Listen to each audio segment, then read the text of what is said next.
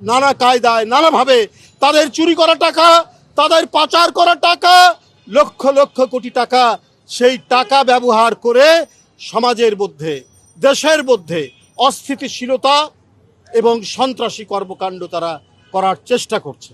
বন্ধুরা আমার, বহুদিন পর জনগণের শুভেচ্ছায়, জনগণের ম্যান্ডেটে একটি অবাধ সুষ্ঠু নির্বাচন, যে নির্বাচন শেখ হাসিনা কেড়ে নিয়েছিল, কেড়ে নিয়ে তার ভয়ঙ্কর দুঃশাসন এবং রক্ত পিপাসু সরকার গঠন করেছিল, তার বিরুদ্ধে জনগণের স্বতঃস্ফূর্ত ম্যান্ডেটের মধ্যে দিয়ে জনাব তারেক রহমানের সরকার, গণতান্ত্রিক সরকার, সেই সরকারের বিরুদ্ধে ষড়যন্ত্র চক্রান্তের তারা বেড়াজাল বোনার চেষ্টা করছে।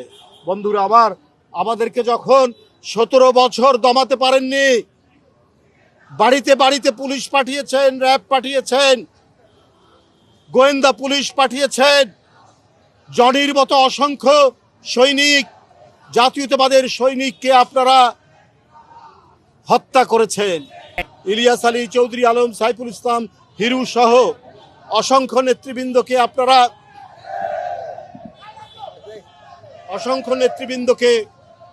আপনারা গুম করেছেন।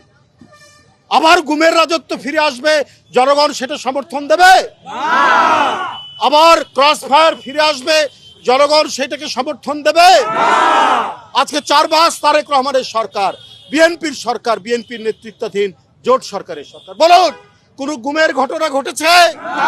কোন ক্রস ফায়ার হয়েছে? কোন মিথ্যা মামলায় কেউ বন্দী হয়েছে? শুধুমাত্র দুষ্কৃতিকারী, সমাজ অপরাধীরা ছাড়া।